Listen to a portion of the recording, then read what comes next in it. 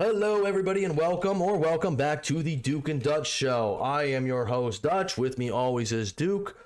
It is a beautiful Monday morning in the very sweltering and sweaty state of Pennsylvania. We have a lot to get into today, from the America Party that Elon Musk is forming and how this could potentially affect, in the upcoming elections, third-party candidates, and how this historically has actually overturned a lot of elections and changed the outcome when they siphon too many votes away from the Republicans or the Democrats. We also have to talk about the Democratic Party and their soy freakout, mainly Dean Withers, but we're going to get into a couple other influencers as well, and why they seem to not be able to attract young, especially masculine voters.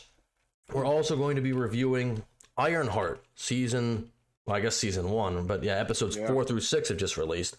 So we're going to be talking about that a little bit, some of the review bombing accusations, or I would say also the review glazing accusations as well, because I think both of them are pretty true. And there's a big shakeup that we're going to talk about first with the Carnival cruises and how it seems like they're revising their rules to be a little more savory, and how that's not really going too well with the whole EBT community. But before we get into that, Duke, how is everything going with you today? I'm trying to stay inside as much as possible today. It is disgusting outside. It feels like Florida weather with this humidity. It's very humid here. Yeah, you're lucky you have AC. I do not have AC. I have ceiling fans, which is something. I can't complain too much, but it is hot. But coming off the 4th of July weekend, this is just a little starter thing. I thought this was a pretty funny clip of this young kid shooting off some fireworks. And you know this will only go well. There's no way this could possibly Hold it up! Legend, come here! Come here! He's running for safety. I love it. Well, it looks like that firework was outside of the house, so hopefully nobody was hurt in that situation. Yeah. Hope not.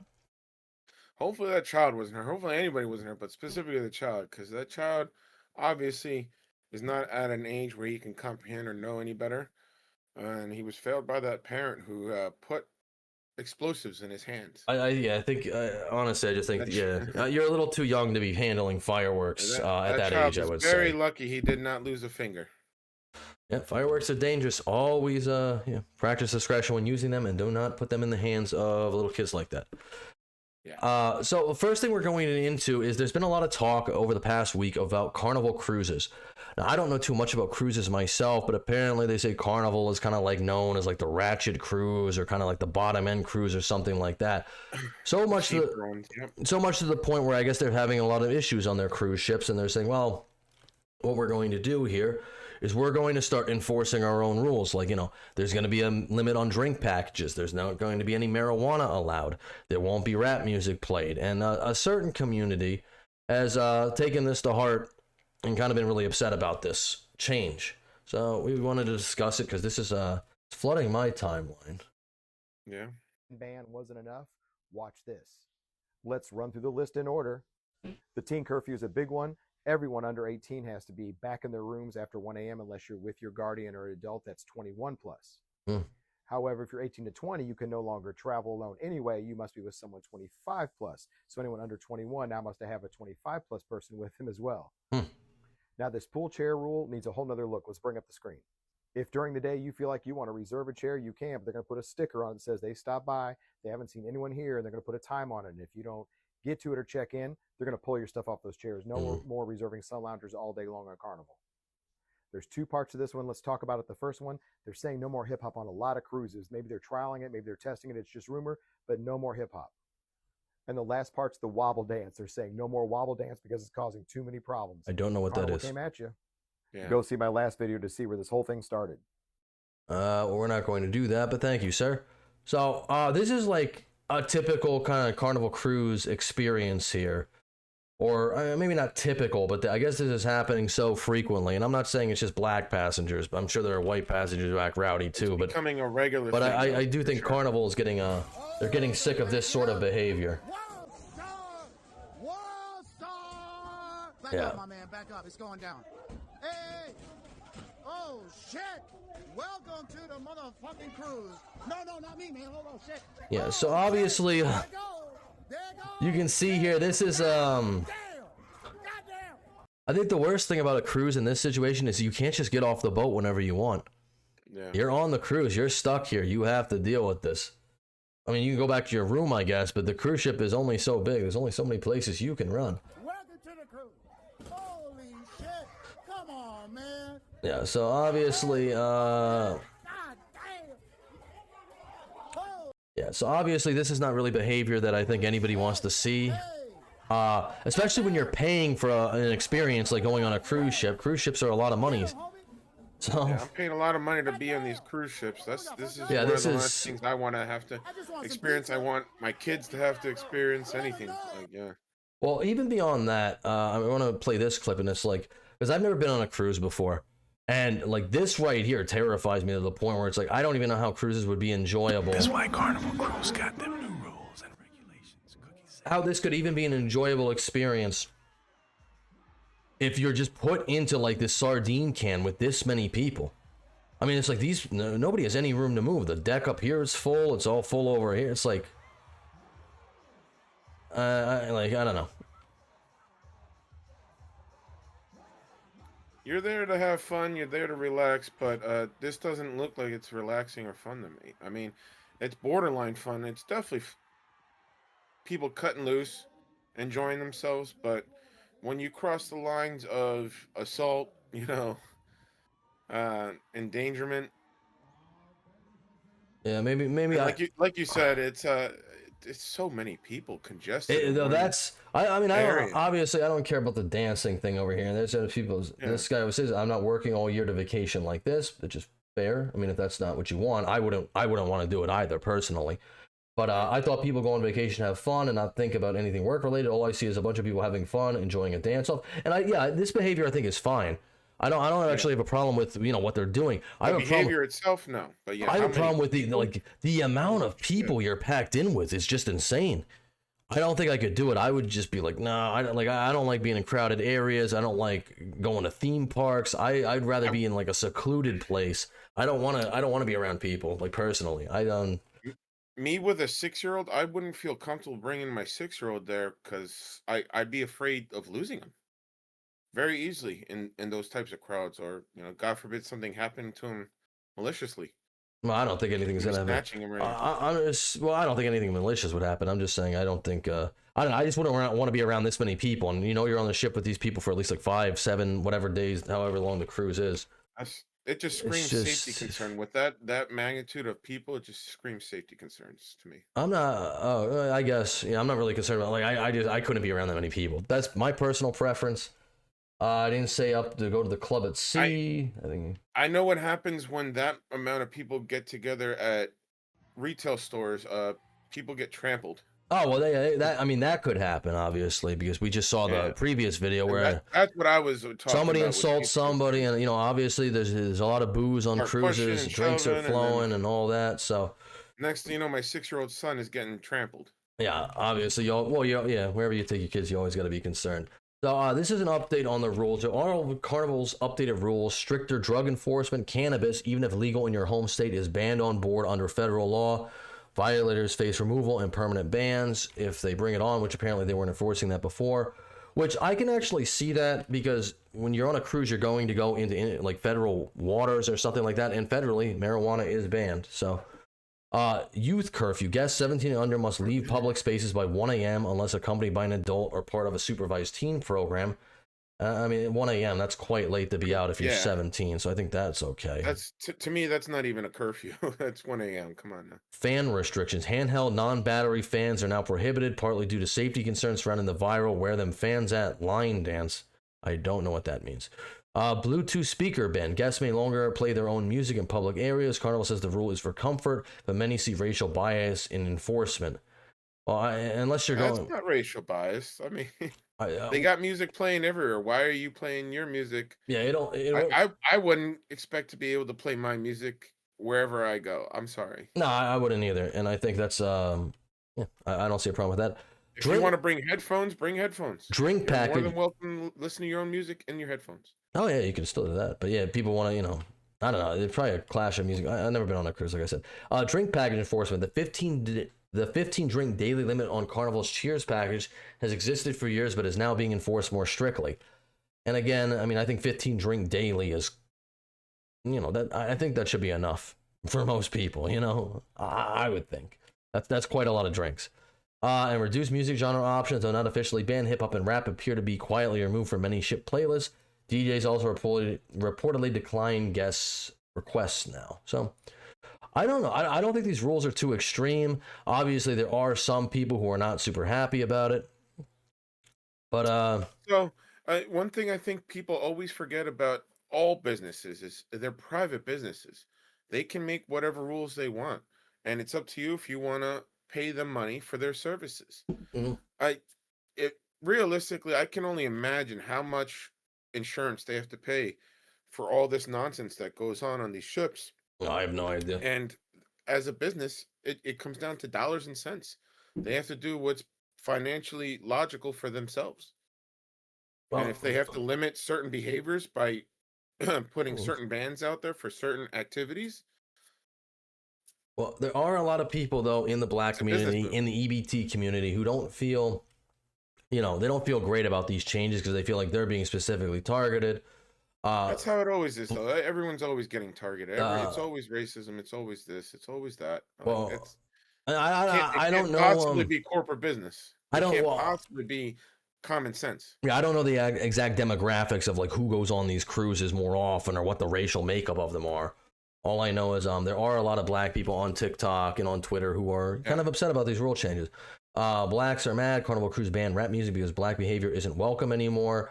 I don't think that's true either. White Ghost is he's known for being a little racist, but let's hear what this woman has to say because she watched this earlier. She's not super happy about these changes.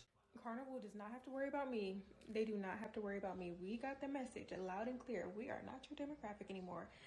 So y'all, I was supposed to be going on a Carnival cruise. So one of my friends is turning 30 and he's never been on a cruise. He doesn't have a passport, so do not suggest flying somewhere. So he's never been on a cruise, and he was like, it's my dirty 30. I want to be on a turned up ship. He'd be seeing all the videos of Carnival. He was like, I want to do that. Okay. Because I'm trying to be lit for my birthday, right? All right. Well, Carnival has decided they want to rebrand. They don't want to be known as the turn up cruise no more, the budget friendly cruise no more.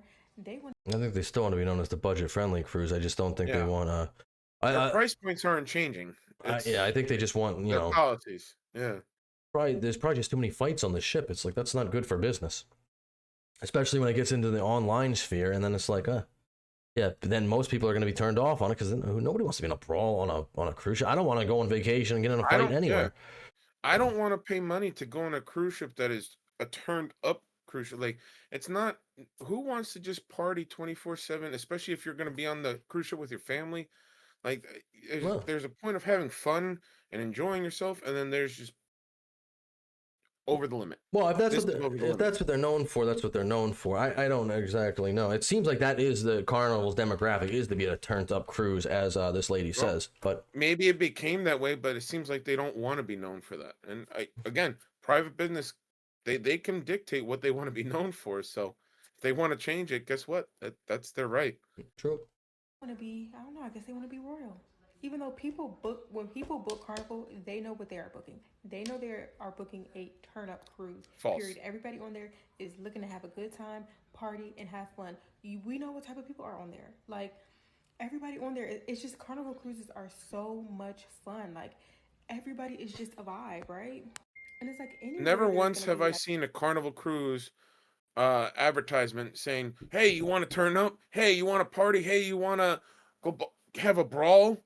Well, hey, you want to listen to rap music?" Like, I've never heard any of that in any Carnival advertisement. Well, the fact that you're saying like, oh, well, that's what people made it, and they're trying to change that. I don't even know if they're trying to change that. They're just saying, hey, you can't have your own Bluetooth speakers. You got to listen to whatever we play. We're not going to play rap music or hip hop music, which I don't know, could be racially targeted. I could see that argument, and yet we're going to. As Carnival stated, though, they already had that 15 drink limit.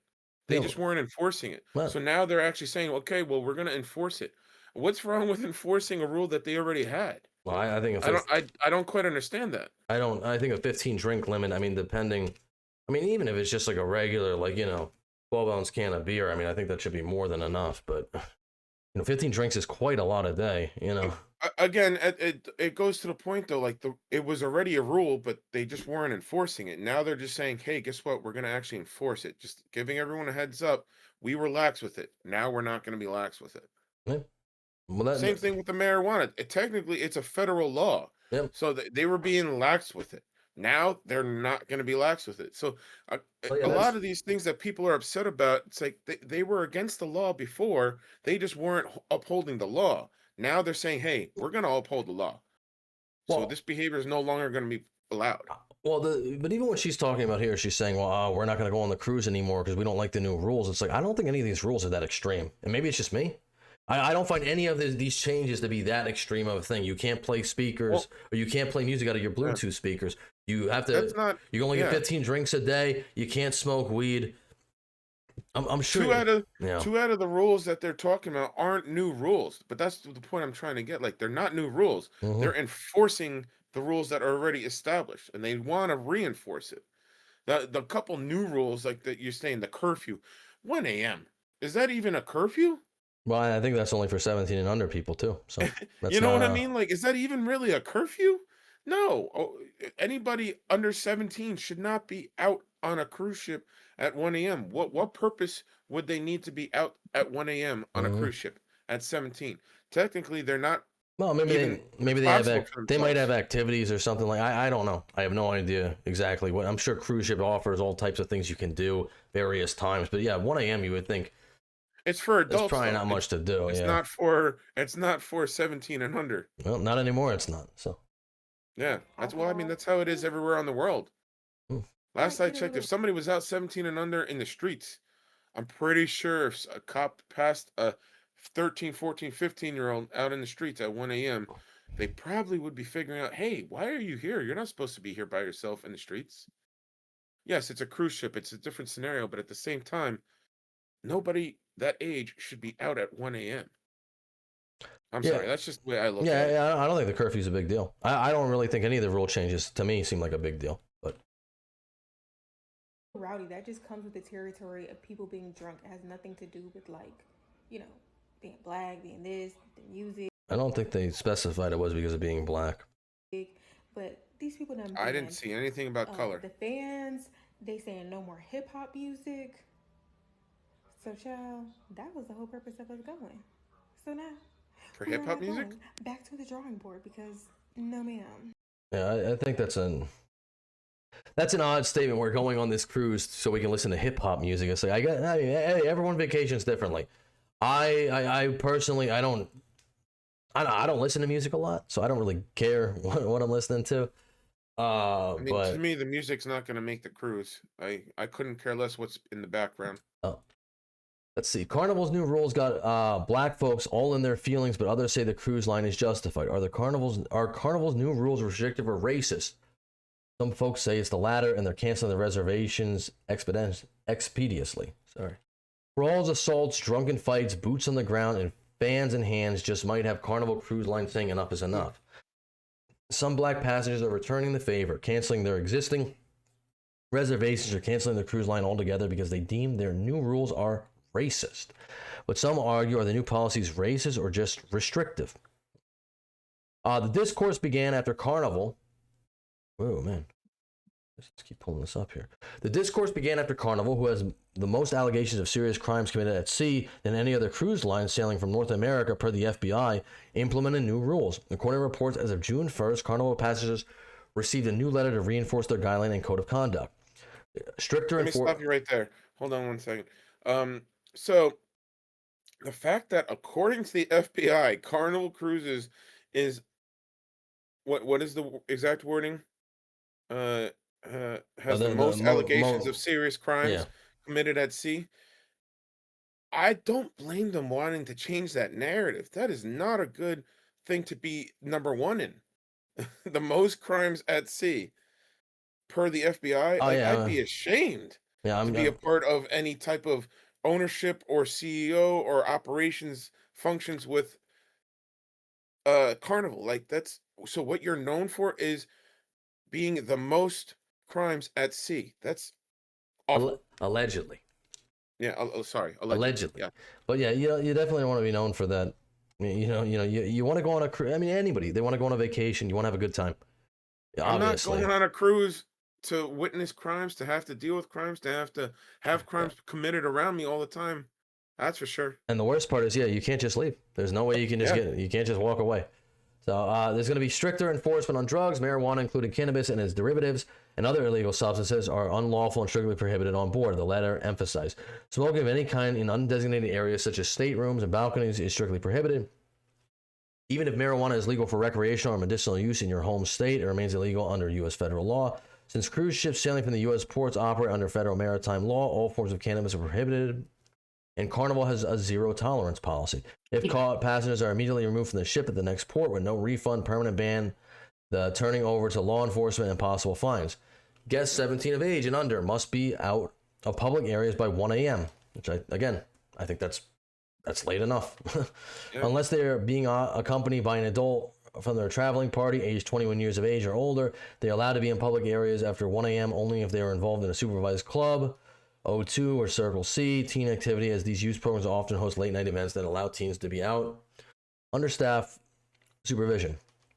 Boots on the ground, but leave the fans at home. Passengers can still enjoy those battery-powered fans on board, but as for those non-battery operated fans, leave those at home. Carnival cites safety reasons for the specific ban on handheld fans, made popular by Boots on the Ground, Wear Them Fans at Line Dance by 803 Fresh, where dancers loudly clack fans on certain parts of the song. Yeah, see, this is something I have no clue what they're talking about. Apparently there's a dance I don't know. that they use these types of fans. It's a safety issue. Yeah, I guess I've never been on a cruise, folks. You can tell I have no idea about this stuff. The clacking, I'm pretty sure they're saying like they smack it against their bodies, smack it against their hands, heads, whatever. No more hip hop, limited unlimited drink packages, which again we went over 15 drink limit per 24 hours, which seems like more than enough alcohol for 24 hours. No more Bluetooth speakers. Carnival does not have to worry about me, one TikToker said, who said she canceled a reservation for a friend's birthday. We got the message loud and clear. We are not your demographic anymore. Carnival decided they wanted to rebrand. While some were saying goodbye to the cruise and others welcome the change. You all have to learn how to act, and I'm not going to lie, you all made the value go down. I'm not mad at it.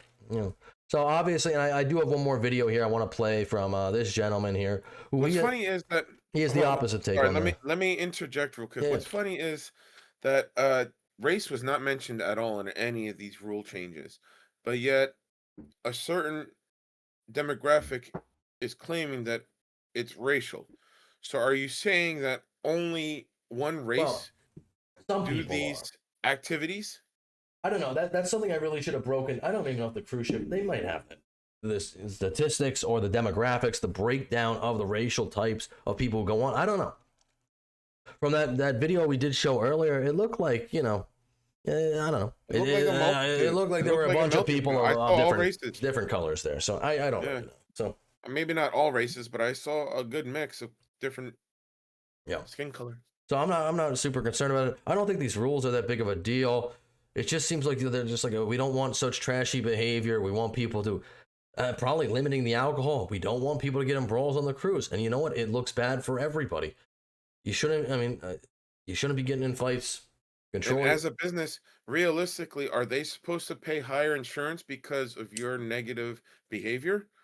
I know me personally, if I had a business, I wouldn't want to pay higher insurance because of my clientele's negative behavior. Well, I have no idea what. It absolutely impacts their insurance. I don't even know really how these cruise ships make money, because it costs. It could cost like hundreds of millions of dollars to just make one of these ships. These are crazy. Yeah. So I've heard. Like I said, never been on one, but they fucking sick of y'all. And before y'all get on here talking about they racist, they hate black people. No, they hate niggas. That's what they hate. I hate them too. They hate niggas. That's exactly what it is. And y'all don't know how to handle y'all selves. Y'all get on here. We obviously, we're not black, so we can't say the gamer word because that would be a big no-no. But yeah, he said it, we didn't. But what he's saying is basically, I really think it's just like, just if you're gonna go on one of these cruises, all you gotta do is act right. Don't get in fights. Don't commit crimes. Smoke in designated I areas. feel like that's not a lot to ask. Don't drink to the point of blacking out. You can still have fun. That's what it seems like to me. These rules do not seem like it's a crazy crackdown. And I guess it really can't be. You're going on here for a vacation. You don't want to follow all these little rules and stuff like that. So last I checked, there's no actual drink limit, but there is a blood alcohol limit in society. There is. You're not allowed to be in public after a certain blood alcohol limit because, or actually, technically, it's based off of behavior. Is that true? Disorderly I don't know if disorderly conduct. Well, Disorderly yeah, obviously, offense. you can be slammed for disorderly conduct, but yeah, there is no way to measure it per se. But No, at the same time, disorderly conduct is a crime. You think disorderly conduct doesn't exist on cruise ships? I think it's public intoxication, but yeah, it's only if you're really Either way, you're really disorderly conduct, public intoxication that doesn't exist on cruise ships. It's all about safety, and if you're going to be acting belligerent and causing fights, that is not safe for the rest of the people on the cruise ship. No, you gotta listen. If you're gonna drink, you gotta drink responsibly. You gotta be able to handle your alcohol, and that doesn't just go for cruise ships. That really goes for anywhere. Yeah, And this is no matter if you're on a resort with unlimited drinks, no matter if you're on a cruise ship with whatever limits. Just because it's unlimited doesn't mean you're allowed to commit crimes while drinking. You still have to act accordingly. It doesn't give you a get out of jail free you card. gotta act responsible wherever you go. It's like I smoke cigarettes pretty often. Whenever I go into a hotel room, every hotel room, I'm pretty sure they're all no smoking now. I can't. They don't even want you to smoke on the balcony. So what do I gotta do? I gotta take my ass to the parking lot. I don't want to.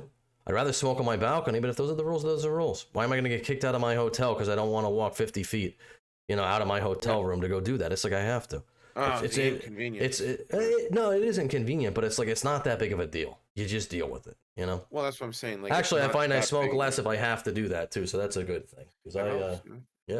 Ultimately, what it comes down to, it's a private business. If that's the rules, that's the rules. Hey, you gotta respect the rules. You choose to, terms and agreement. You choose to pay for their services, and you have to follow the rules. The fighting, being disruptive, disturbing all the other passengers.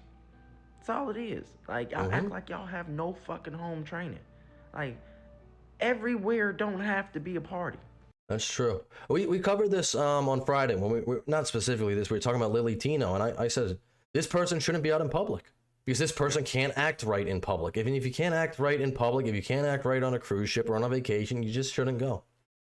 Doesn't matter your skin color, doesn't matter your sexuality, your gender. No, it doesn't. Exactly. It's just you can't act proper in society. You should be able to act like a civilized member of society. Yeah.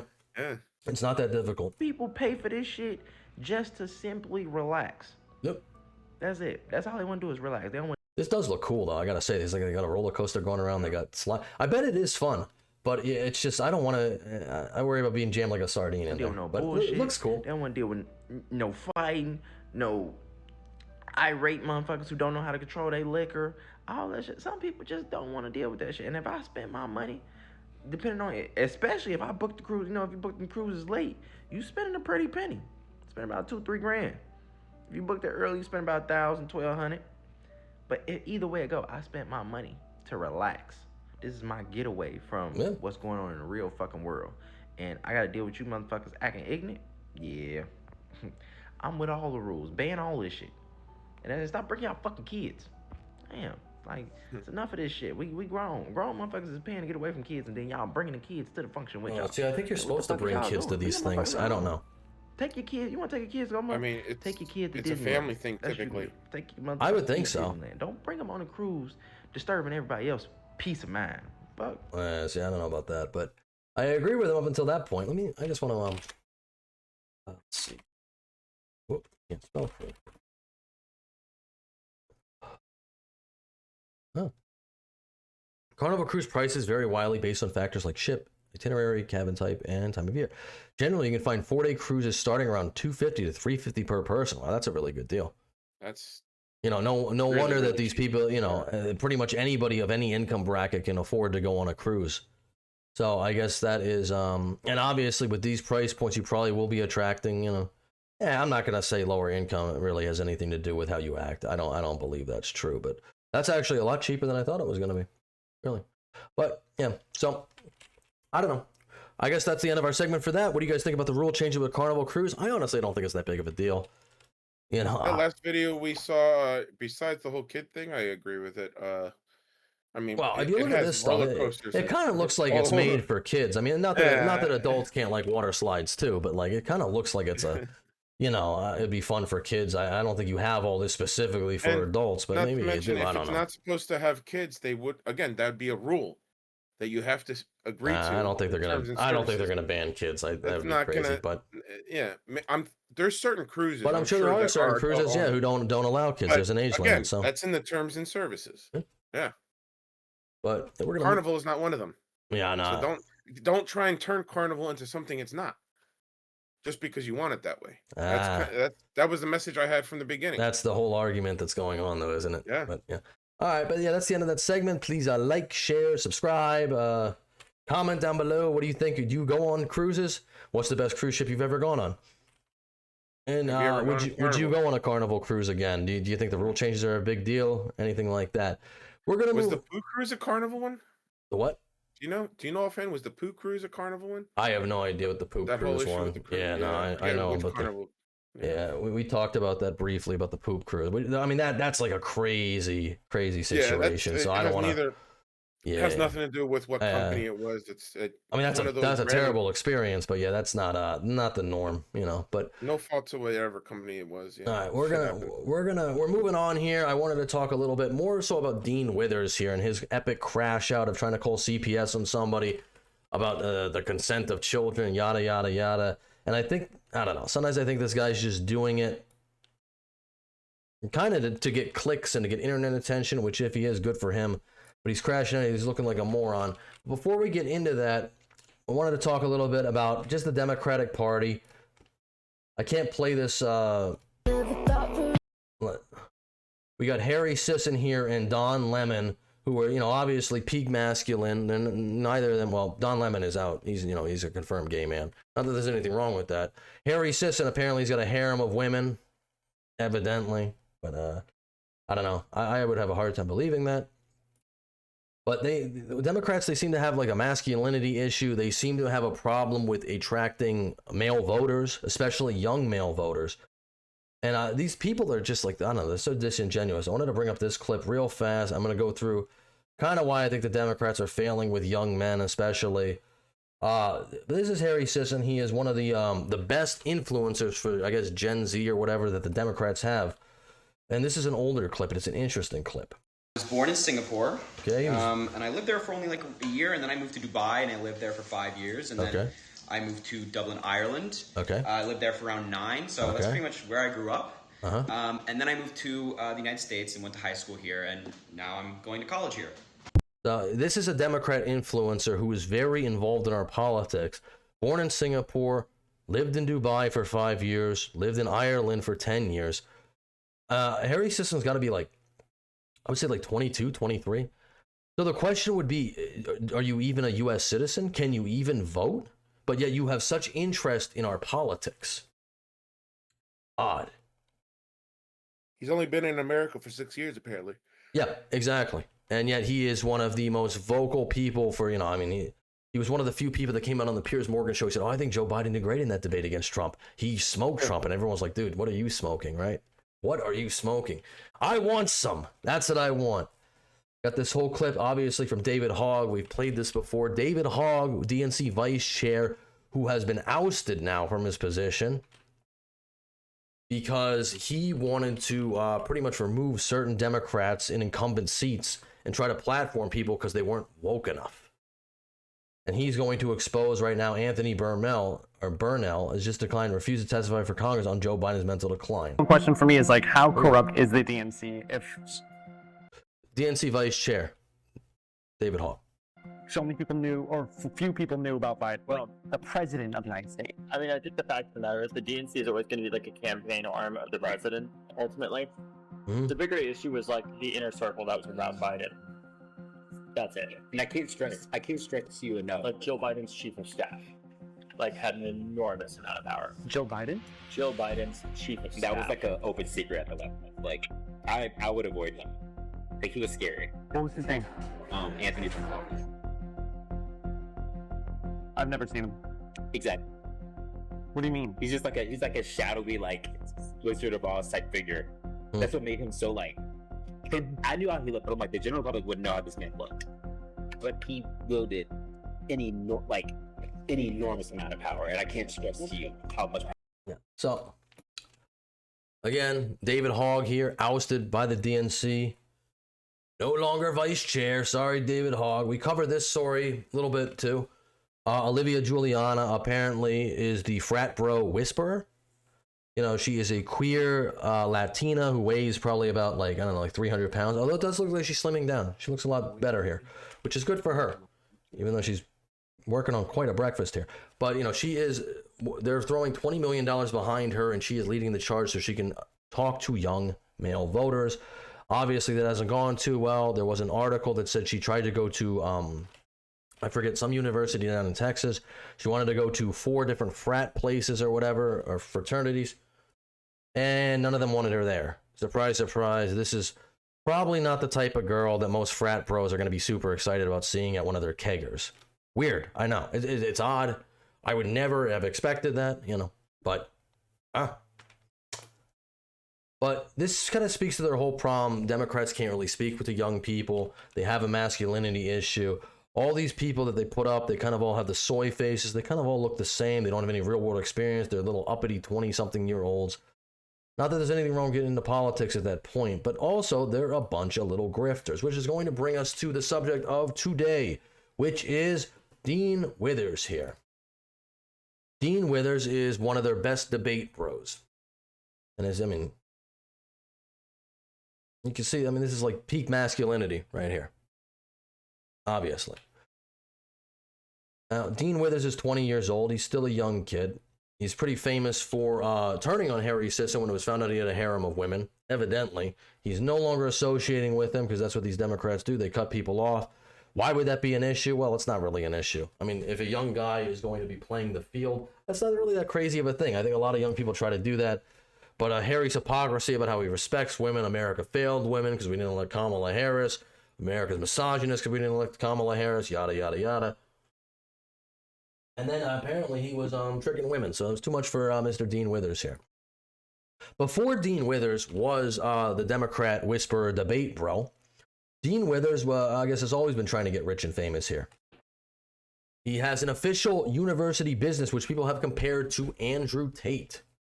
Basically, he's trying to sell get-rich-quick schemes, or he was a couple years ago. Sorry, let's, geez, why is he so loud? While you guys are at home sitting on your asses, I just took a private jet out to LA with $1 million. Oh. And this rental passenger seats in a Coach duffel bag. Couple grand in the lap. I'm about to go drop it at Louis Vuitton. Ooh. Living my dream life. What are you doing? Nothing. I posted that video not even 2 minutes ago, and it already has 2 thumbs down. Yeah, I can see why. So, this kid, obviously, he's always wanted to be famous, as you can clearly see from this. You know, before he was on this Democrat grift of now, I am the Democrat bro, I take back every time I said the N-word, all that stuff, which is fine. You know, people can change, but this guy's always wanted to be famous. He just happened to find the easiest grift was just being a Democrat influencer, apparently. We were going to cover this last week. I decided against it because I didn't think there was enough information, but this is his famous crash out. And you just, while you watch this clip, just wonder, I don't know, what is the masculinity problem with the Democratic Party? Okay, and honestly, yeah, it is kind of the fault of people like you that want to come up here and bully and berate me over something that I don't do. Okay, so cut the shit. It's not a vape. All right, it's an anxiety pin, and God, the amount of times that I've asked you to respect me and respect my anxiety pin is... One of the best debaters in the Democratic Party, by the way. This guy's met the president. Well, President Biden, anyway. This point getting ridiculous, Cody. So please, justified crash out for the final and for the billionth time. Will you please just respect the fact that it's not a vape and that it's an anxiety pin? It's a goddamn anxiety pen. Get it right. What flavor is your vape? Yo, you really God, got get me. the get the fuck just in for this. get the God, get the fuck out. Get him out. I hate women. Okay, get out. You get out too. You fucking weirdo. What, dude? What? Do you vape? Parker, do you vape? No, it's a damn fucking anxiety pen. Okay. Anxiety pens are vapes, actually. So, what do you think? Is this a justified crash out, Duke? What's an anxiety pen? It's a vape. That's what it is. Yeah, exactly. So no matter if that's really how he felt, like if he was justified in his feelings, he sure as hell didn't express the feelings in a calm, professional manner. Oh, well, this guy never did. As would be somebody who is supposed to be a political debater and. No, he's one of the, he's the bro whisperer though. He can speak to young men. It's like in everything I see. Somebody who speaks for the people. He's not speaking too calmly or accurately. Every time I see this guy's TikToks live, he's just crashing out. I got a few more clips, and then we're gonna get on to our actual clip. Okay, Joe, you suck. Okay, we're gonna move on to the next guest. Yeah, this kid is obviously, seems like he's very immature. This is a crash out he had. I'm not sure if this was before or after. What's the date? This was a little bit before. This is going to talk about the Groypers and the Jews, which is very interesting. I mean, listen to what this person says. So you're kind of popular in like those Groyper circles on Twitter. I'm figuring. Some of them follow me, yes. Some Jews also follow me. I'm actually like not gonna allow you to talk about Jewish people. I'm not even joking. If you say anything about Jewish people, I'm gonna kick you. Like I'm not even joking. I wasn't planning to. I'm not even joking. If you say the word Jew, if you say the is it offensive to say the word Jew? Can you not say that? I don't know if this guy's just doing this for clicks, but it's downright embarrassing that this is one of the Democrats' best debaters, quote unquote. And it's like every time this guy pops up on my feed or every time I see clips from him, he is just crashing out about something. Now it's offensive to say Jews? I guess it is. Yeah, that's what he's saying. If you say the word Jew, he's kicking you out of the space because you're a Nazi. That's the Democrat play. Anybody who doesn't agree with me, they're a Nazi. Everyone who doesn't agree with me is Hitler. Word Jewish. If you say it, I'm gonna kick you from the street. I'm being so serious, by the way. But anyways, yeah, the audience has been restricted. Yeah, we got a restriction on the live because of the Nazi. Yeah, because the person said the word. You're the one who brought it up. Yeah, the person said the word Jew. Well, he brought up the Groypers, and he's like, "Oh, so you're a Groyper?" It's like, well, no, they said Jewish people follow them too, so he's not a Groyper, or she's not a Groyper. I can't tell who he's talking about, but it's like, got a restriction on the live because of the Nazi. Oh fuck you, Nazi. And like simultaneously, I don't think it's a good thing to forget that people like that exist. Yeah. Like, what is everyone's takeaway from that conversation? That you should not be on TikTok live because I don't think you can handle it, man. Everyone, like, I'd assume No that, offense. like, everybody's takeaway is that, holy fucking shit, there are so many people alive today that are just like the people that killed 12 million people in the Holocaust. Yeah, I'm sure that's the takeaway. I'm sure that's what most people think. Yeah. That are just like the people that systemically enslaved, slaughtered, and raped Africans during American slavery, and they are alive today. And there's a lot of them. I think it's important to remember that. So I don't know if this is genuine or not. Obviously, this obviously could just be a huge rip for attention. Because this is how this guy sustains his lifestyle, by going on TikTok and just crashing out. Which is going to bring us, and obviously I think it might be a dog whistle because it's like, he said 12 million instead of 6 million. So, yeah, it could be fake. I don't know. But obviously, this is one of the debate bros. He's one of the Democrats' best debaters. He is going to bring Gen Z men back to the Democratic Party. And I can only think anybody who watches this is like, how is this going to help bring people? Do you think most people identify with this person, or most people want to associate themselves with this person, look up to this person? I highly doubt it. I think this person, again, kind of like the Lily Tino thing, you're in it for your own personal gain. But you're honestly causing a huge detriment to everything you're supposedly fighting for, because it doesn't seem like you actually really care about it. It really just seems You're in this for your own personal benefit, which is what I would guess. Allegedly, assumedly. But that's going to bring us to this clip from Sarah Fields, who we have covered very extensively on this show. I like Sarah Fields' reporting. Shout out to her. Insane liberal twist. Believe it or not, Dean, children do not have legal right to consent. Dean is going to argue this with a parent, and it wasn't worded very correctly. But yeah, he's going to have another soy crash out about how he thinks children should be able to consent. Enough to send my kid in is no different than a baby commercial for diapers. Can you answer my question? Do you think that you have the right to consent to 65-year-old men looking at your son while he's naked? I wouldn't allow it. Do you think That's that you not have the authority right? to follow. Do you think that you have the right to allow it? Do you think if you did allow it, that you would be violating the consent of your child? They have no choice in the matter whatsoever. It's my decision as the parent. Do you see the whole smarmy way that this guy tries to word things? Yeah. He's trying to word it in a weird way so he can get you in some type of gotcha situation. And what this guy is saying, from what I can tell, he's saying, no, I wouldn't allow that to happen.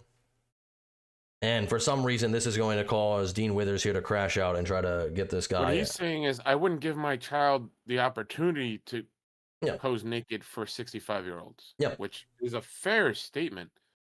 Yes, but it's the way he's wording it. Exactly. I'm going to go back a little bit because I just want to... I wouldn't allow it. Do you think That's that you not have the authority right? to follow. Do you think that you have the right to allow it? Do you think if you did allow it, that you would be violating the consent of your child? They have no choice in the matter whatsoever. It's my decision as the parent. And See, he worded this in such a weird way that now it seems like this guy is off kilter by saying, no, I would allow it, when really he already just said beforehand, no, I wouldn't allow it. I wouldn't put my kid in that situation. And now he's That's going why to I think that soy was so weird face. in the first place. I would never. Now he's going to mute him. Now he's going to tell his chat to dox him and call CPS to take this guy's kids away. 20-year-olds who have no idea what parenting is are now, this is, I don't know. People get messed up on the internet. So here's what we're gonna do. But I think that I don't know, you man. deserve to have any custodial rights of your child. Ah, okay. So for those watching, their handle is goatman91096. Now he's going to try to dox him. It's gonna be their handle. If there happens to be anybody in here that's good at has facial recognition software, Oh, you can find me. It's fine. Nothing I said was wrong. No, I just said that the kid doesn't get to make the decision. What's your name? I agree. I don't think anything that his father said was wrong. I think that the way it was worded was weird. So now I try to trip him up, and now he's, oh, I got you. It's like, yeah. Put them in that situation. Great debate, bro, right there. And why are you trying to dox people, dude? That's weird. Because I want to find who you are so I can call CPS and have them take your child away from you. Oh, I'm sure you would like to try to do that. Yes, I would. So Maybe never even do it. That's the best part. Okay. Because I would take the part, and I have a witness sitting here who's heard me say I would never put my child in that situation. Okay. So what's your name? So don't worry, move the goalpost too, by the way. So you said that you think that parents have every right to exploit and traffic their children. That is not what he said. That's not what I said. So I'm not going to debate it. No. See? And now he's like, no. That's what you said. No, I didn't say that. No, you did. You did. It's like, dude, it's like. He didn't say that. Nope. That is what you said. Oh my god. So I just putting this out there for anybody. Feel free to take his profile picture. Feel free to dox this guy to try to get his kids taken away. You could save his profile picture, run it through some reverse image search. Maybe it will link back to a Facebook or something where you could find his name. And if you do find said information, that's public, by the way. You're more than welcome to. Feel free There's nothing feel wrong free to with take that. that information and report it to CPS. Mhm. Feel free to take that information and report it to the law authorities in his area. Feel free to take that information and report it to. Waste of resources. What? That'd be a waste of resources. Yeah, no, it absolutely would be wrong. alright. He doesn't care. He's upset because somebody got him in a gotcha moment, and now he's gonna crash out because that's what he does. Somebody gets him in a gotcha moment, and he crashes out, and he's like, "Oh, I'm smarter than you because I can manipulate the situation." It's like, yeah.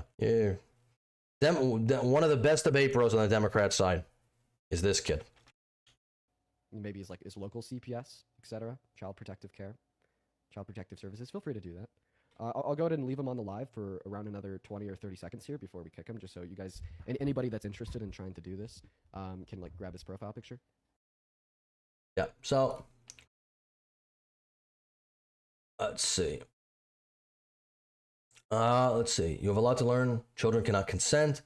Retard finders, obviously, Dean Withers is probably one of his favorite people. That's what he does. Soy face right here. He's off his meds. Someone must have taken his vape away again. Listen, this is legally U.S. minors under 18 lack capacity for informed consent in most matters, which is what the father said.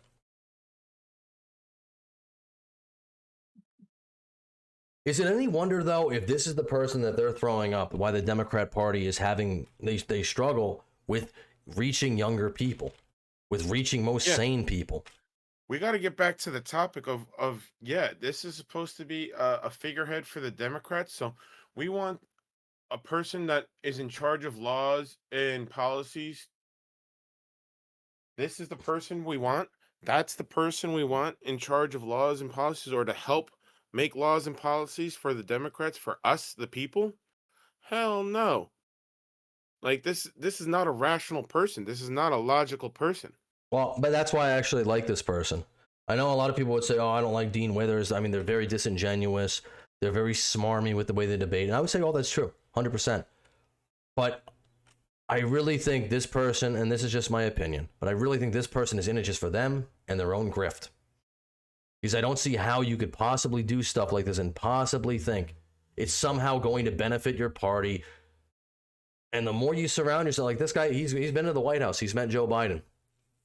You know, I'm sure he's, I don't know if he's on like the Palin management team, but somebody is managing him. You know what I mean? So it's like, hey, this is great. If this is what you got, throw it out there, because this doesn't make the Democrats look good. It doesn't make you look good. Yeah. You know, yeah. So Dean Withers, we're going to cover it last week. We didn't. He had another crash out. I'm sure he'll crash out again next week, because I think all this guy wants is attention and only wants his money. And as we saw from the video when he was emulating Andrew Tate before, now he's renounced that. Now he's done a complete 180, and now he's a much better person. Evidently. But obviously this isn't somebody who always wanted to be famous, a little narcissistic sociopath. And I hope he keeps talking, because it's going to make the Democrats keep looking worse and worse. But we are going to move on from there. We're going to move into a little bit of a lighter topic with Ironheart. Now, before we do that, I want to... spoiler warning. Make sure we like, share. Oh, yeah. Like, share, subscribe, comment down below. What do you think about the Democrat Party? How can they get back young male voters? Is it too late? How can they start appealing to men? They've spent, the past 2 decades hating men, and now they're like, oh, we need male voters. We need male voters. Well, that will be a tricky thing to try to get those people back. Because if you demonize people for so long, eventually they're going to tune out. They're not going to be interested. But, traditional masculinity is pretty much dead in the Democratic Party. I don't think Don Lemon's representing it, Harry Sisson, Olivia Giuliana, David Hogg, or Dean Withers. They don't represent traditional masculinity that I think anybody would really look up to and want to emulate. Maybe the grift. That's why they're trending in the wrong direction. Yeah, that's why the Democrats are trending in the wrong direction. And unless something epic happens, like a third party gets formed and somebody starts siphoning votes away from Republicans, I don't think the Democrats will win in the next 20 years. But we're going to get into that topic later. Right now, we have to talk about Ironheart. And this will be spoilers for this segment, so if you don't want spoilers for Ironheart, if you're really dedicated to this show and you haven't watched it, and you're dying, you're really burning to see what happens, and you can't wait, and you don't want spoilers, then... all 6 episodes are out. They've been out for about a week now. Click off, or no, I think the last 3 episodes just dropped a couple days ago. But either way, click off, click ahead, whatever. But let's see. Spoiler warning: the lesson of Ironheart is being iconic is worth more than your soul. So go after your dreams, young black girls. Toss your morals aside and let the devil give you all the power you need to prove the world you are wonderful because you can't obtain it yourself. Iconic. I've seen there's a big shift. I mean, there's some people who love Ironheart, as we're going to get into in a second by the IMDb ratings. There are some people who think it's a travesty.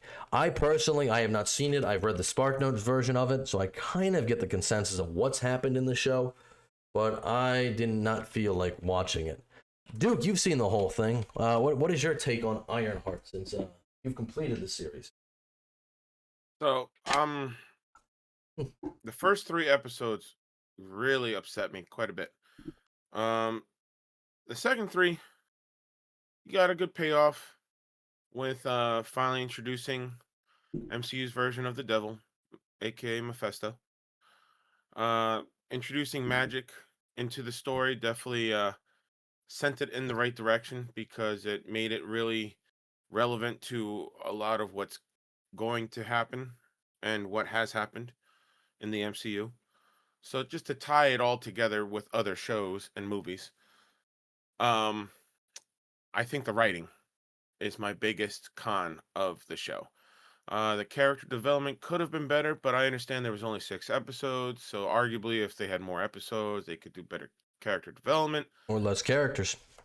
Could have had less characters too. You could have developed the, because I know Riri's got her whole gang. She's got her dead best friend. She has her mom, her mama's friends. There's the Arguably, yeah. You didn't have to go quite in a lot of characters. as many directions as they did.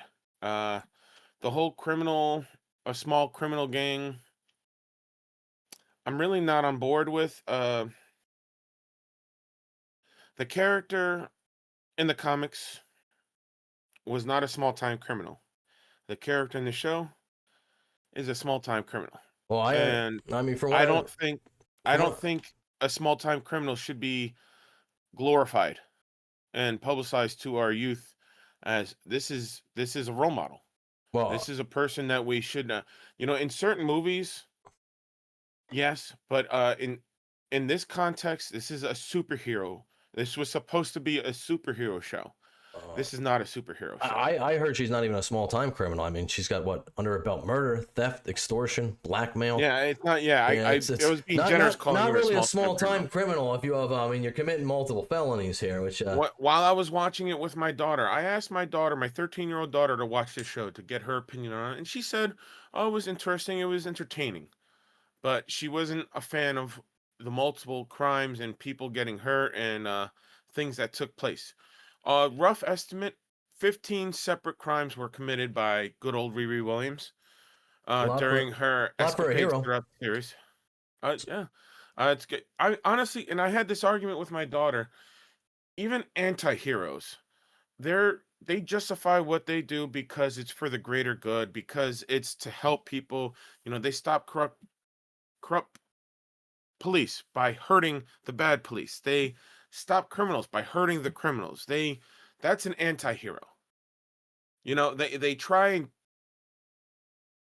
do justice. They have to have. They have no moral composition about who they hurt to accomplish the justice. Well, you got to have your you always have to set up your characters if you want to make them villainous, but you want to make them redeeming. You have to have a save the cat moment. They have a very clear-cut line of morality. I don't know, maybe it's just my looks, my eyes, my comprehension, but I couldn't find Riri Williams, aka Ironheart's level of morality. I guess she did at one point say, I don't want to kill anyone, I don't want to hurt anyone. But her actions didn't match that statement, because one of the crimes that she committed was murder and assault. And so you're hurting people, whether they're part of a company, a big billion-dollar company or not. Does that mean assault doesn't matter? Does that mean and just because the person that you killed was one of your crew, a fellow criminal, does that mean the murder doesn't matter? Well, did she have her saving the cat moment? She saved herself and her friends that were in danger because she turned on her criminal crew. No, but she's the one who. Those are the people she saved. Those are the people she saved. But she's the one who originally put them in danger too. So yes, they would not have been. Their lives would not have been in danger. Their safety would not have been in question. Nobody was coming after them. Not a single person was trying to hurt them until her actions. So it's not really a saving the cat moment. It's more of a saving yourself moment. Yep. Yes, So again, you're protecting your interests. It doesn't sound like a hero to me. Doesn't sound even like an anti-hero to me. You sound like a criminal who is fine with doing whatever they need to do to achieve what they want to do. And that seems like a lot of people's opinion. Right here we have from Kaida, Marvel really just pulled a WandaVision, gave us a character who is truly evil and selfish, but still gets praised at every turn and doesn't have to be responsible for their actions. I can't believe Ironheart is a real showman, and people actually like it. What's the shame? What's really the shame about it is it's not that character is not like that in the comics. Well, so the fact that they chose willingly, the writers chose willingly to turn Riri Williams, Ironheart, who is a very good person in the comics, into this to send a message to, oh well, I can do it. Why do you want to build a suit? Because I can. Well, this is woke Disney. Apparently, you can only if you commit crimes, and that's a horrible message to send to every single minor that watched the show. It's okay and it's justified to commit crimes as long as you're trying to achieve your goals. This person says the Ironheart ending was dumb. Why did Riri make a deal with Mephisto? I never would have done that. And the response to that was, so y'all are perfect angels who always make the right choices and never let your emotions get the best of you or cloud your judgment in a moment of weakness. She made a deal with the devil. I would say and you're trying to justify that. Making a deal with She made a fucking deal with the devil. I would say making a deal with the devil is a little bit She past. sold her soul to the devil. Yeah. And somehow that's justified. Well, and didn't she already see the negative ramifications that happened with the Hood? Because didn't he sell his soul to the devil originally, and that screwed him over? The big bad villain of the show was a lackey of the devil. Yeah. So what does she do? She stops the lackey of the devil, and then she gets propositioned by the devil. Sorry, let me call him Mephisto, what his real name is. I keep calling him the devil. He's Mephisto. She gets propositioned by Mephisto, and then makes the choice, knowing damn well what she's doing, knowing the consequences, knowing that nothing good is truly going to come from this, but she still decides to make a deal with the devil because she wants to bring her friend back. I mean, I could see that, but it doesn't seem like a very heroic thing. But I have been scrolling through Twitter here. It seems like there's a lot of people who are, I don't know, Twitter seems split on it anyway. There's a lot of people who seem like they really like it. There's a lot of people who say they really hate it. And actually going through the reviews here from IMDb, it's at a 4.2. It seems like it's either a 10 or it's either a 1. You know, and it's like there's a lot more 1s than 10s. And some of this is, I'm going to say, because I've gone through the things, not on here, but on Rotten Tomatoes. And a lot of this is probably review bombing, which we're going to get into right now. But a lot of it is also review glazing. And what I mean by that, it's like, if I want to click on Warrior M here, he's reviewed 2 things. Okay. Bernard W. gave it a 5 out of 5. Only has ever reviewed this. KT. Only has ever reviewed this. 5 out of 5 stars. Laurel. Only ever reviewed this. 5 out of 5. And then if you get to like some, Daniel P gave it a half a star. Well, this guy actually has reviewed a few things. So I don't say this would probably not constitute for him. I guess he started doing that. Minecraft movie, Accountant 2, Brave New World. So, all movies that kind of just came out, but at least Alex K. His reviews weren't all negative. Only has ever reviewed this. Noah E. 1.5 stars. Reviewed Sinners and this. So I just find it interesting. Just to interject too, just to clear it up. One was reviewed positively, one was reviewed negatively. Both of them have black leads. Yeah. I want to be clear because that's the biggest argument. Racism. Yeah. Well, you don't like it? Racism. That's been a Disney offense Racism. for years now. That was the whole thing with the Alkalite. That was the thing. Oh, Obi-Wan's bad because we didn't like. What was her name? Reva. Oh, you don't like Reva? It's like, no, Reva's a bad character. It's nothing to do with her skin color. Also, Obi-Wan was a bad show. So, like I stated, it's not necessarily even the characters that I have a problem with the show. Like I could look past, bad character development because that happens through shows. That happens through movies. The whole story, the writing of it is just trash. Yeah, and if you don't have good writing, I don't know how you're on board with this writing. That's the crux of any show. But it's like I don't know how you're on board with the message that this show sends. It's a horrible message. Yeah, but people seem like, hey, they're split on it. Nothing new, boring. Sometimes the story doesn't make sense. Scenes and dialogue are too forced. I just watched the show. It's pretty good. Moves the MC storyline forward. Really good. 1 or 2 things I thought could have been done better, but overall, definitely one of the best Marvel TV shows so far. Set up brilliantly for the future, too. That's crazy. That's a crazy statement right there. One of the best one of the best Marvel TV shows. Well, it seems like people are pretty, and I'm sure there is review bombing. I'm positive of that, but there's also review you could like glazing. it, but the fact that you're saying that it's one of the best, that's like how Marvel's Ironheart likely cancel. No season 2 hints writer. Well, listen, this at best, I could understand people saying it's okay. I can be okay with people saying it's okay. This the best, you're delusional. Well, yeah, it's review glazing, exactly. You made an account just to literally glaze this show for some reason or another. So I don't, and the same with review bombing. If you've never reviewed a show before, it's kind of hard to take your word on the first thing because it's like you're probably just review bombing. Now they're saying there's going to be no season 2, which isn't a surprise. This show was supposed to come out, I think, in 2022. It's been sitting on the shelf for 3 years now, and it probably will be used as a Disney. It'll probably go the way of Willow. It'll be on the streaming platform for a little bit. Nobody will watch it, and they'll eventually take it off for a tax write-off. At least that's what happened with Willow. And that's what I think. While we're on that topic, I think if this had come out maybe 2-3 years, it would have gotten more support than what it did. But I still wouldn't have changed the quality of it. To me, it still wouldn't have changed the writing. You're telling the audience that it's okay to commit crimes as long as it's to achieve your goals. Which is fine. You can do that, but you can't really set it up as a hero. Don't claim it's a super. Yeah, don't claim she's a superhero. Then it's not a superhero show. So let's see. It looks likely that Ironheart has already been canceled and won't be getting a season 2. Head writer and series creator Chinaka Hodge says Ironheart season 2 depends on viewership ratings. Audiences will help make that decision of what's happening next, if anything. So tune in and show Disney and the MCU that we have a strong fan base for Ironheart. Ironheart was actually. I watched it. I gave you a rating. I watched it, even though I didn't like it. I watched it like I wanted to be unbiased, so I watched every single minute, every single shit. I watched it twice with my daughter. You watched it twice. My opinion did not change. What a masochist. Ironheart was actually created 3 years ago, but shelved by Disney and Marvel as the series reportedly underwent creative changes, including reshoots and edits. Poor viewership numbers for Ironheart. While the Nielsen ratings have yet to be released, Ironheart is absent from the Illuminate viewership charts. Similar to Daredevil Born Again, this likely means Ironheart has poor viewership. Disney also never made an official announcement about the Ironheart viewership numbers. Samba TV also once again didn't report on the household viewership.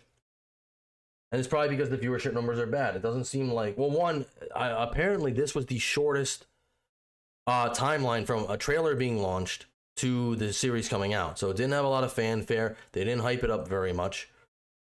And they probably weren't very excited about it. I mean, if you're going to shelve a project for 3 years, especially when you're going to put it out on Disney Plus, you could have put this out anytime you wanted to.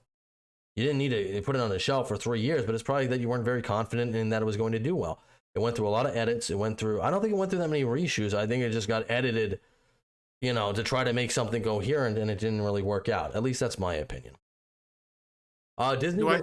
Do I think the show helped with connecting some dots and filling in some blanks that were previously present? Well, yeah, sure. Again, the writing is where my hang-up is. It's just god-awful writing for a superhero show. I think it's just the whole Mephisto thing, right? I mean, I think that's what everybody wanted. People are really excited and happy that Mephisto finally got introduced because they were thinking he was going to be introduced in so many different other shows.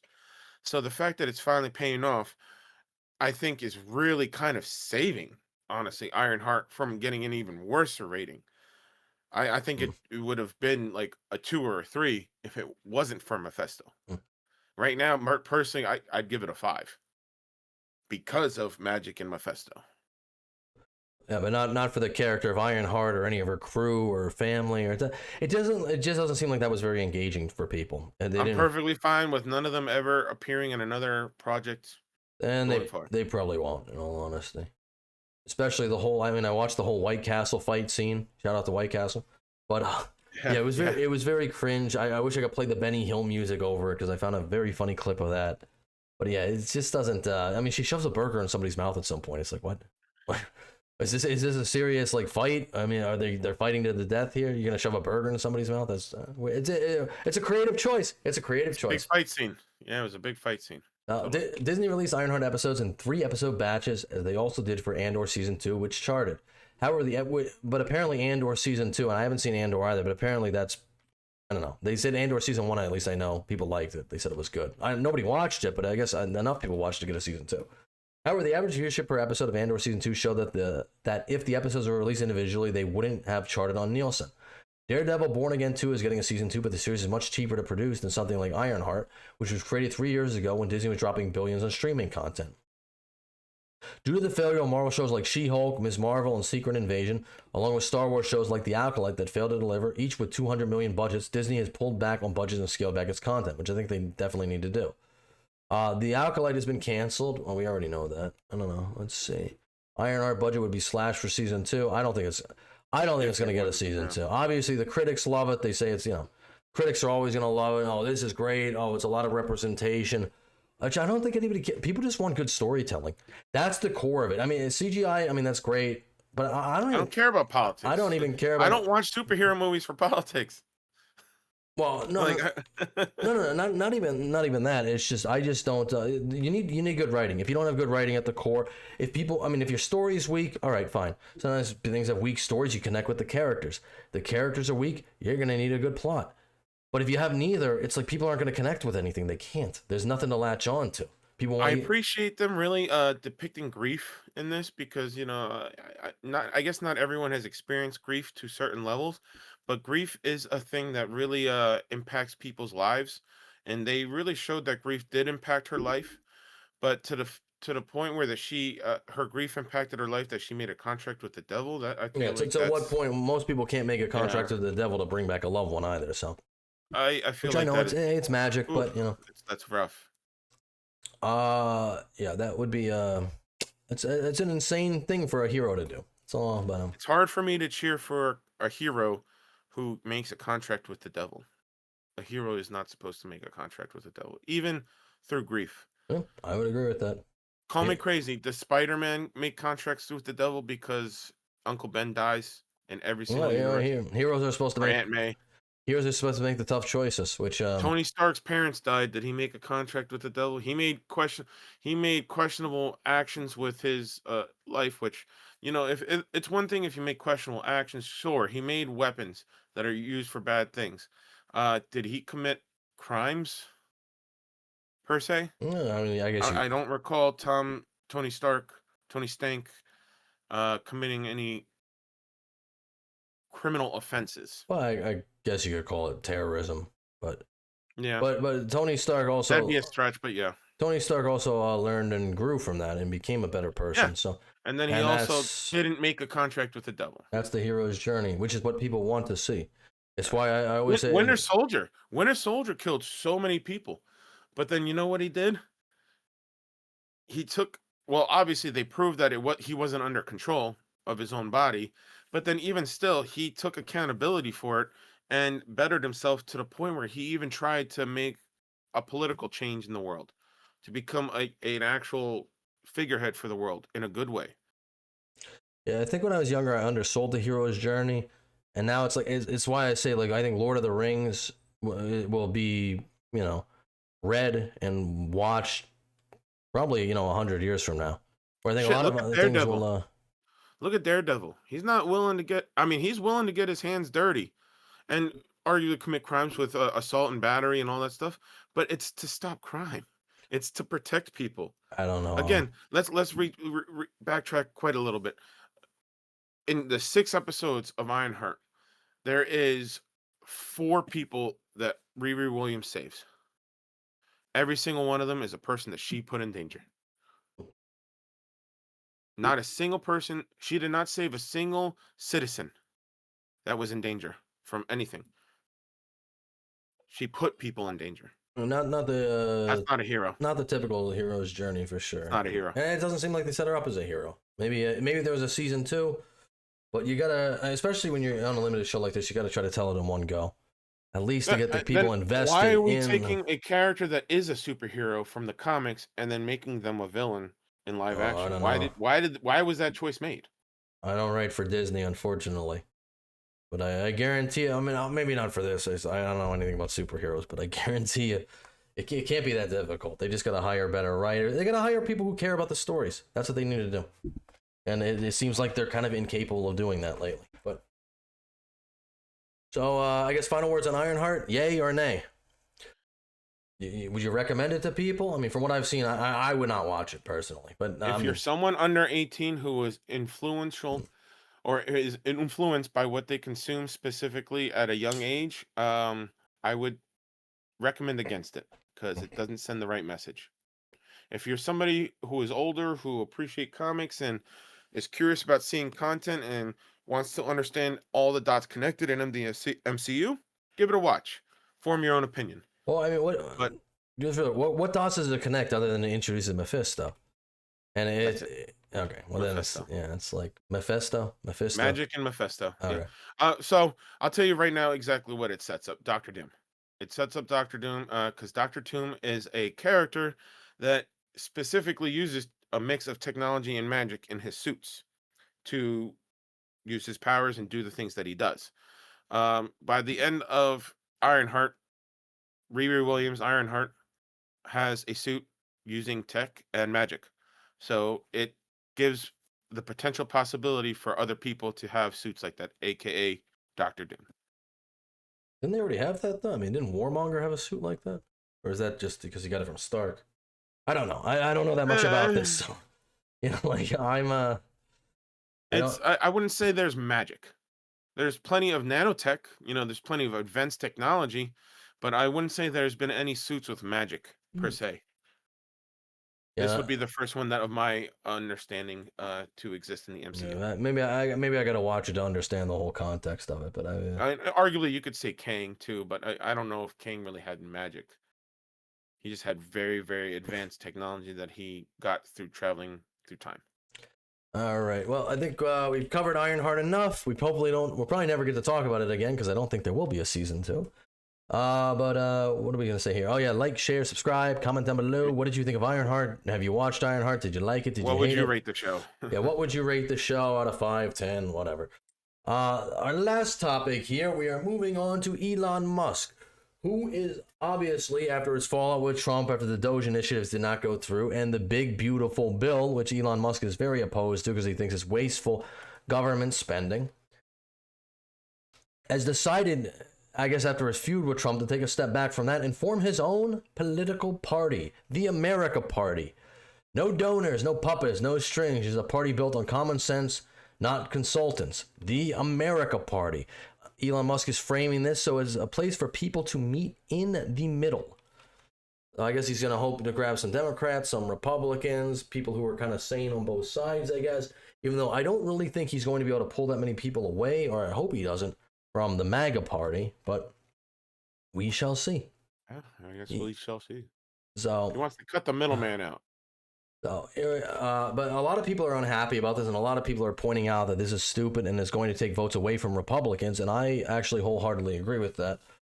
In June, Elon admitted that creating a third party would hand Democrats a supermajority and end poorly for him. He canceled it during his truce with Trump, then restarted it. Does anyone believe the America Party will even last until 2026? Unserious.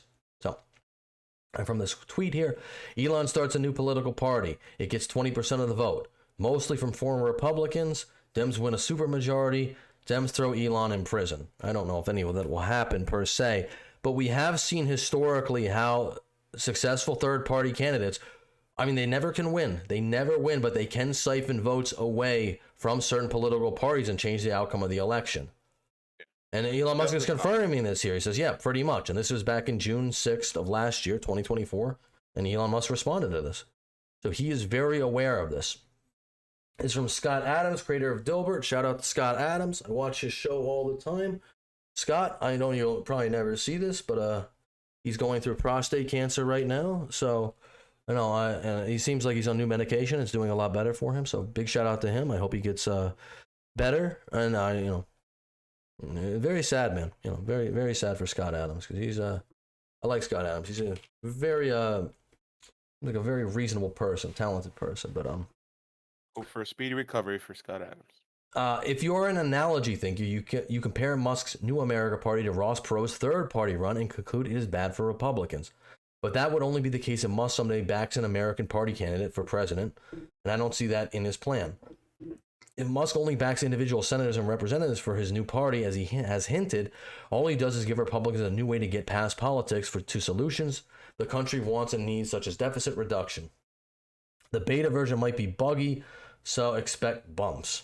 So, he's saying he doesn't really feel like it's going to be that big of a deal. I don't know. You'd have to actually see how many people are going to be behind him. Obviously, I don't think too many of the left are going to come over to Elon Musk's side, just because they felt very betrayed. They've been firebombing Tesla dealerships. They didn't like that he aligned with Trump. They feel, they're betrayed. Elon Musk was their guy. He was the green dude. They're going to save the planet with all the electric cars and stuff like that. Then when he partnered with Trump, well, he became, an extension of his. He's like Goebbels. He was basically Goebbels. He became Goebbels and to Trump's Hitler, obviously. I don't think he's going to pull many Democrats, but I also don't know if he's going to pull many Republicans. I don't think Republicans, although I don't agree with everything that Trump does, and I'm not a Republican per se, but I do support the MAGA party. And although I do like Elon Musk, and I think he's, probably, a once-in-a-generation genius who has done so many great things with SpaceX and Starlink and buying Twitter, and he's done a lot of great things. But he's not really the guy I would go to for politics. If he wants to align with Trump, that's great. But if he's going to throw a little hissy fit about Trump not doing everything he wants him to do, I mean, obviously he's allowed to do that as well. But I just don't think it's going to bring many people over. But going off what Scott Adams said here, let me just close that down. Third-party candidates, I asked Grok, and Grok has been a little woke lately, but it was pretty good for this. Third-party candidates in U.S. presidential elections have occasionally influenced outcomes by drawing votes from major party candidates. Here are several notable examples. And obviously, this is the one Scott Adams mentioned with Ross Perot. I think he's probably the most famous one, or at least in our lifetimes, or in maybe the past 100 years, he's the most famous. Ross Perot, the Independent Reform Party, Impact. Ross Perot won 18.9% of the popular vote, the strongest third-party performance since Theodore Roosevelt in 1912. The effect was polls and analysis suggest Perot pulled votes from both George H.W. Bush and Bill Clinton, but exit polls indicated he disproportionately hurt Bush. Clinton won with 43% of the vote, likely aided by Perot's appeal to fiscal conservatives and independents frustrated with Bush economic policies. Also in 2000, Ralph Nader, not to the same effect, but Nader received 2.74% of the 2.8 million votes, with a stronghold showing in swing states like Florida. Effect: Nader's progressive platform drew votes from Al Gore, Democrat, in a razor-thin election. In Florida, where George W. Bush won by 537 votes, which I remember when that happened, actually. That was crazy that he only won by that many votes. Nader's 97,488 votes likely tipped the state to Bush, securing the electoral college victory. Florida election results, political analysis. And there's other examples like George Wallace, Theodore Roosevelt after... And it sucks because we could have finally got a resolution to the controversial topic of man, bear, pig. But... if Gore got elected, yeah. It's all right. He's doing voiceovers in Futurama now. I think his daughter actually works for the show. Don't quote me on that, but I believe his daughter works in like the writer's room for Futurama. Or she did, or maybe she still does. I don't know, because Futurama has been on the air, off the air, on the air, off the air. Now it's back on Hulu. I don't know about that. Let's see. 1912, Theodore Roosevelt. Impact. Roosevelt, a former Republican president, ran as a progressive and won 27.4% of the vote and 88 electoral votes. Roosevelt split the Republican vote with incumbent William Howard Taft, allowing Woodrow Wilson to win with 41.8% of the popular vote. This is a classic case of the third-party candidate fragmenting a major party's base. So, Gary Johnson, I voted for him. Not in 2012, not in 2016, but in 2012 I did vote for Gary Johnson. Johnson won 3.3% and Stein won 1.1%. In fact, in swing states like Michigan, Pennsylvania, and Wisconsin, where Trump's margins over Clinton were less than 1%, Johnson and Stein's combined votes exceeded the difference. Johnson likely drew from Republicans and independents, while Stein pulled from progressive Democrats, contributing to Clinton's loss in key states. So, obviously, that's not as much of an effect, but we see this time and time again that if you have a strong third-party candidate, I mean, especially in the case of Theodore Roosevelt when he ran as an independent, and or as a progressive, sorry, not as an independent, and Ross Perot, who ran as an independent, I mean, it can actually really affect the election. If Ross Perot did not run in 1992, George H.W. Bush might have gotten a second term. Actually, it seems very likely that he would have. So, by Ross Perot running, even though it is very impressive to get 18.9% of the popular vote as, a third-party candidate, I mean, that's super impressive. But the only about a fracture. But the only difference it really made was in the Republican Democrat camps. And I think that is what a lot of the concern is with what Elon Musk is doing. Scott Presler again, which we've talked about Scott Presler on the show before. Scott Presler is doing the Lord's work in Pennsylvania. He is trying to flip everybody from Democrat to Republican. He's done this in many counties so far. He actually moved from California to Pennsylvania specifically for the purpose of trying to flip Pennsylvania red. And I would say, honestly, he was effective because 2024, Pennsylvania, which was blue in 2020, went to President Trump. So I would say that Scott Presler has an impact, but yeah, he says, yes, forming the American Party would likely elect more Democrats by splitting the Republican vote. Third parties historically spoil for their ideological kin. Perot aiding Clinton, 1992. Obviously, that's the most recent example and probably the best example.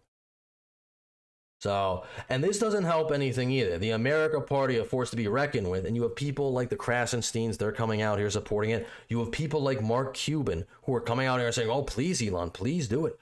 Please. And you know, Mark Cuban, he was in the camp of Kamala Harris the entire time. The entire time he was rooting for Kamala to win. So these are Democrats who are now coming over and begging Elon to please do this because they know it's going to fracture the Republican Party, or they know it could do it enough that this could cost the Republicans in 2026 and 2028. So I think, this is a terrible deal. I don't like that it's going down. I really kind of hope that, Elon Musk doesn't do this. Even though I don't think it's going to draw that many people away, it could draw enough away, as we saw with those limited examples, like with Gary Johnson, Jill Stein in 2016. It could be enough to affect the election, even if it's only taken away 1 or 2%. It could be enough. So I'm hoping, I don't know. At this point, Elon looks like he's going scorched earth. I really don't know if him and Trump are going to be able to work out their differences or whatnot. I hope they do. But, sometimes Elon, and it's good advice, yeah, you're a brilliant guy. I like you a lot. But sometimes, man, you just got to get off of Twitter. Sometimes it's not worth it to crash out on Twitter. Yeah. I got this article here from Daily Beast. MAGA melts down as Musk files paperwork for the America Party. I used to think Elon was awesome, but he's become evil, or maybe he always was evil. I don't think he's evil. I just think he's he put a lot of effort into Doge. And now he's butthurt because the big beautiful bill is flying in the face of that, and it's not eliminating government spending. But unfortunately for Elon, you serve at the behest of the president. So, Former first buddy Elon Musk planned to wade back into politics with a new political party as roiled MAGA influence across X. Musk officially filed paperwork with the Federal Election Commission Sunday to establish the so-called America Party. This is actually not true. We actually have a quote here. Yeah, Elon Musk says the FEC filing establishing the creation of the America Party is false. At least that comes from him. So this is not true. He has not filed yet. But after he pledged to hit back against Republicans for passing President Donald Trump's big beautiful bill, which is projected to add $4.5 trillion to the national debt, which this is the crux of why they're all so upset. And this image was going around on X about him filing for the America Party, but Elon Musk himself, like I said, has said this is false, and he has not done this as of yet. So, Tesla chief financier official CEO that reported of offload millions in company stocks listed as the party's custodian. Again, not true. Musk, who became an American citizen in 2002, claimed in a Friday post on X that his new political party would focus on just 2 or 3 Senate seats and 8 to 10 House districts. By a factor of 2 to 1, you want a new political party and you shall have it. Musk added in a Saturday post on X, referring to an X poll he conducted, asking his followers if they would support a third party. Today, the America Party is formed to give you back your freedom. Yet many MAGA figureheads across the billionaire social media platform don't share his enthusiasm. Treasury Secretary Scott Bessent took a shot at Musk's new party in an interview with CNN, noting that while the principles of Doge were very popular, the Tesla CEO was not. And if it's to be believed, I guess him and Scott Bessent actually got into a little bit of an actual fight. It kind of seems crazy. That's what was said, yeah. I believe that the boards of directors at his various companies wanted him to come back and run those companies. So I imagine that those board of directors did not like this announcement yesterday and will be encouraging him to focus on his business activities and not his political activities. I doubt they really, they serve at the behest of Musk, so I doubt they really care that much. But not to mention, I doubt Elon Musk cares. Like, he's going to do what he wants to do. Yeah, well, but again, others worry the new party will only tip the political scales in favor of the Democrats. Elon launching the America Party will make it easier for Dems to win in the future, wrote conservative Dear America founder Graham Allen.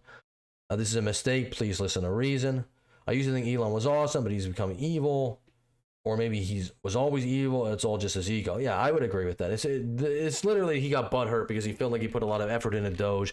It was supposed to cut government spending. They slashed US aid and all that. And that's all great. But then, I guess you thought, there was never going to be anything introduced to ramp up spending in the big, beautiful bill. I said it flies in the face of that. So, let's see. Musk previously ripped Trump's budget bill as utterly insane and destructive, suggesting it would be political suicide for the Republican Party. Not only will the bill destroy millions of jobs in America and cause immense strategic harm to our country, he wrote, It gives handouts to industries of the past while severely damaging industries of the future. In a swipe back at his former BFF, Trump suggested his administration would continue distancing itself from Musk by reviewing the millions of dollars in contracts Musk has with the federal government that support Tesla and SpaceX. He's upset that he's losing his EV mandate, and he's very upset about things, but he can lose a lot more than that, Trump told reporters at the White House on July 1st. I think Scott Jennings said it best. Nobody likes when mom and dad are fighting. And I really hope that they can work this out. They can come to terms with it. I don't think Elon crashing out on Twitter is going to do anything for him, unfortunately. Talking about best interest for the American people, absolutely. It would be better if they can work together. It's definitely not better if the Democrats get back in, and Elon could tip the scales. Even if he only gets 1 or 2%, he could. So, well, I mean, he's already stating that they wouldn't run for a presidency, which is, I think, very crucial. Well, what if they're doing for the House and Senate, maybe. But yeah, no, well, definitely as long as they don't run for the president. What he's figuring is he's hoping that everything splits down the line completely. Like, and normally it kind of does split down the line. There's normally around the same amount of Republicans and Democrats in office, in the House and in the Senate. So what he's hoping to just commandeer enough seats so then he has the majority with this little small portion of the America Party, so then he can influence whatever he wants to do. He can say yay or nay or whatever. But, I mean, maybe that's not a terrible idea. I don't know, but it's just, I don't think Elon Musk is really the guy, no offense to him, to be leading this charge. But he is. So we'll have to see how this plays out. But I think it's going to be weird. He's going to eventually have no place to go. He can't go back to the Democrats. He's now distanced himself from MAGA. It's kind of a shame, but it's, I don't know, reevaluate maybe. But I'm sure he's going to go forward with it because Elon's a pretty headstrong type of guy. But we'll have to see. Yeah, we'll have to see how it ends. It will be interesting. Hopefully not detrimental, but interesting nonetheless. Oh, let's see here. What else do we got? I think that is closing slide. My closing slide reset itself, which is hey, that's the best slide to close itself off. That's okay with me. Yeah, right. I'll take if I'm gonna lose one slide, I might as well lose the closing one. That's just a nice picture. Make sure to like, anyway. share, and subscribe. Yep. Let us know if you would vote for a third party or if you think we should not have a third party because it would take away votes from your party. Yes.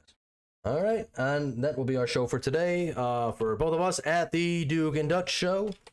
Thank you for tuning in. Thank you for listening. Thank you for watching. Comment down below. What was your favorite segment? What you liked? What you didn't like? Share it out with your friends, your family, your enemies, whatever. As always, see you on the next one. All right, later.